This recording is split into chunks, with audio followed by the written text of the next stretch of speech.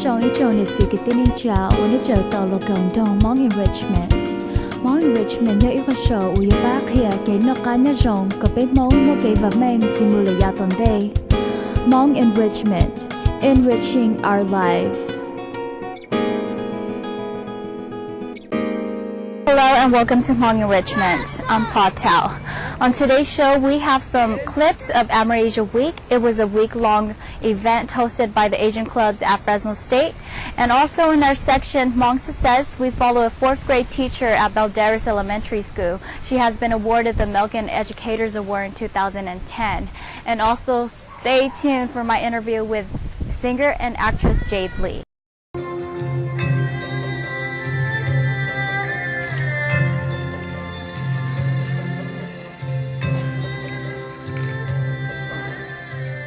Amerasia is a week-long event, and what we're trying to do is just to educate the community a little bit about the Asian cultures that are around there. So they're not just all Hmong or all Laotian. So that way we can have a diversity and identify which Asian belongs to which category and understand a little bit more about each other as well. Let's see what happens as she goes on her journey.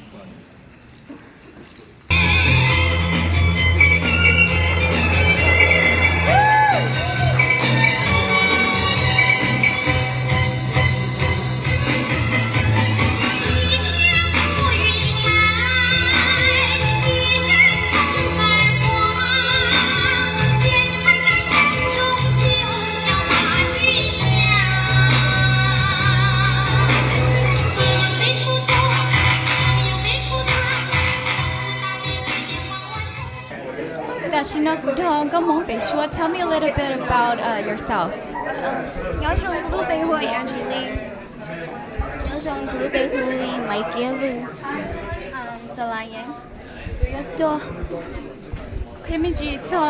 Performance.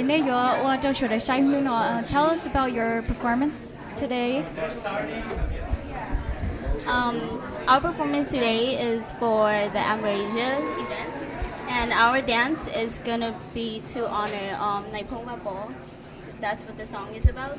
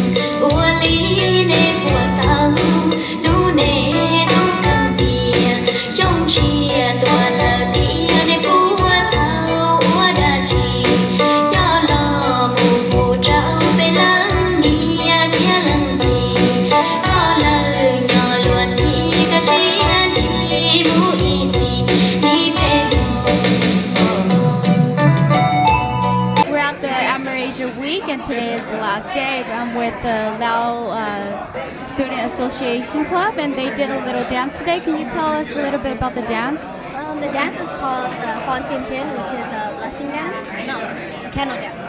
The candle dance represents how the Laotian people use that light to reflect upon themselves and as a guiding light for friendship and peace.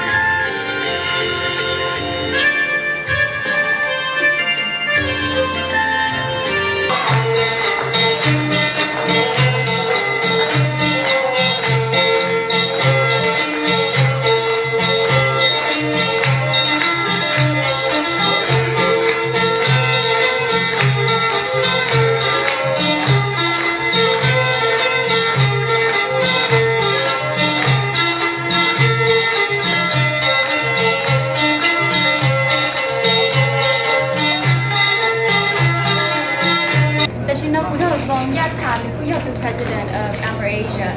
Coming to Amerasia, we began from one she had a lot of showcase in the culture to show the side.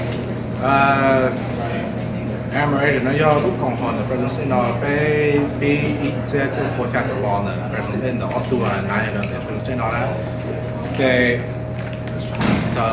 头是的了头是很多老呢的我可手呢还得搞发开到叫那个叫community members 叫哪一库叫哪些的的背后 Fresno 只摸以后那个像都是要摸树摸老摸台摸看面在搞问的搞 special 的18的西部嘛。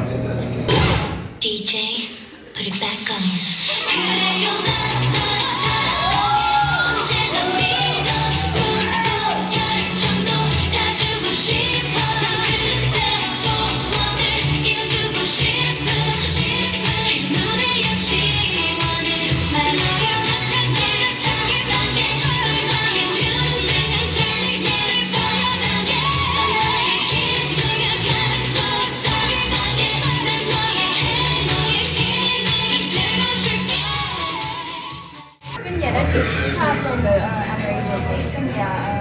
Hmong dance or Lao cái gì của nhiều cô bỏ lỡ cho có nhiều cái nó bỏ lỡ nó có nhiều giờ đi cho nó nhập đi mà mấy cái cái nó nhiều bỏ lỡ mình sẽ cũng mua chỉ chẳng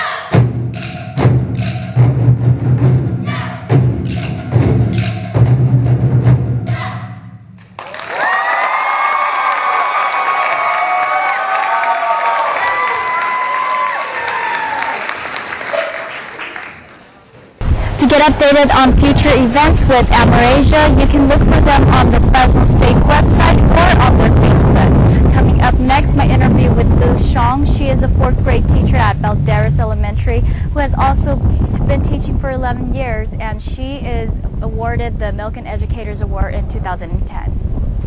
Lou Xiong, thank you for being here and inviting us into your classroom. Tell us a little bit about yourself, where you were born and growing up. Let's see, I was born in Laos, then I immigrated to the United States in 1980. I was raised in Merced during my childhood. So as a child, what did you want it to be? As a child, see, I didn't know what I wanted to be till I was high school. I took an accounting classes, and from there I discovered that, I like to work with numbers, and accounts seemed to be the career that I want to go into. So I went to Fresno State after graduate high school. I studied accounting for 2 years.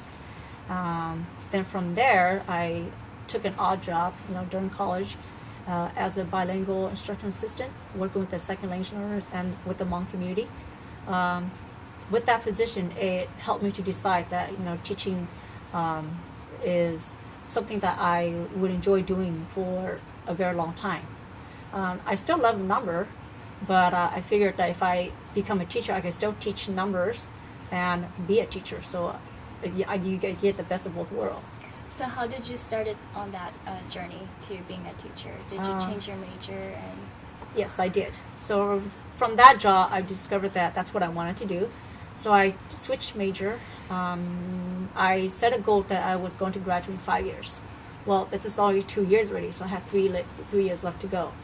I started my upper divisions in accounting. Then when I made the switch, I had to go see the advisor. So that helped me with my plan to catch me up and to be on target. I ended up switching my major to teaching. I had to go to summer school full-time and then taking full load during the regular semester. So that's how I graduated and finished in 5 years.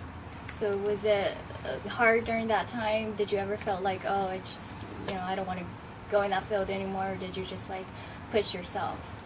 It was hard because I was married too. So when I switched my major, I had my daughter. So my daughter was 4 months. That's when fall starts. So I had to make a choice that I almost gave up because I had to make a choice. I have a baby. I'm going to school full time, working part time. I didn't have a sitter, so that was the struggle in my early years.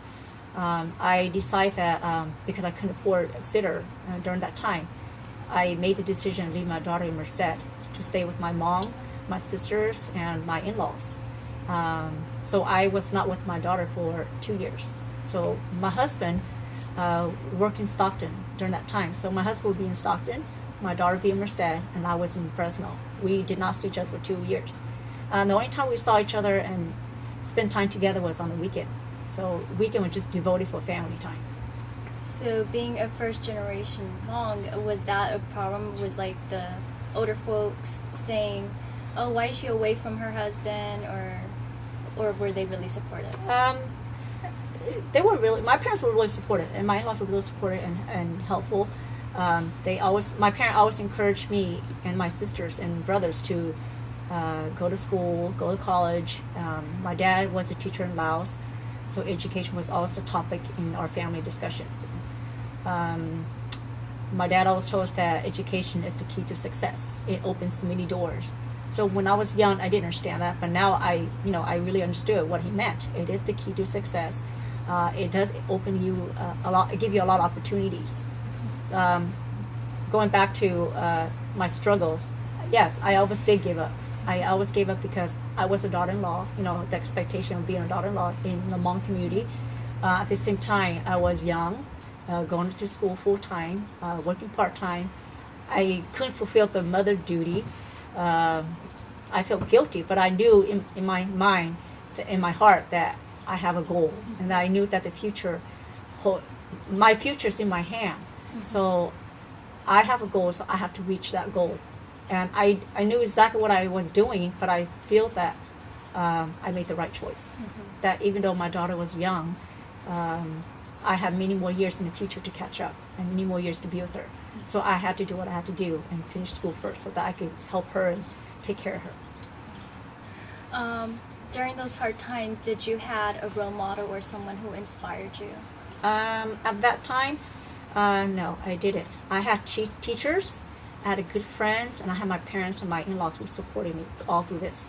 I grew up in a family. I come from a large family.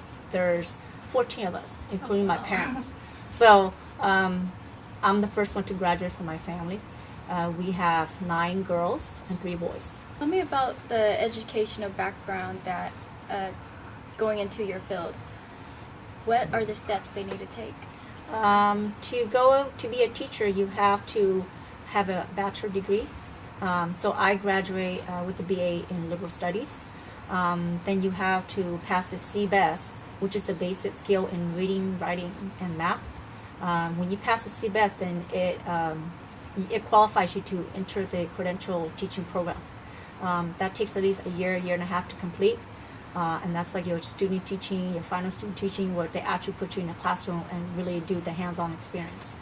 After you complete the program, then you are required to take the CSET and the RICA, which is the state board test to be certified to become a teacher.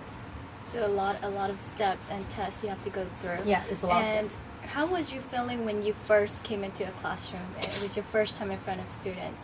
I was scared. I was nervous. Even though I completed the program, I wasn't sure if I wasn't sure what to do. So all the courses that I took in college, it helped me to a certain degree. But most of the things that I've learned, it's from the classroom. It's hands-on experience. It's in the classroom.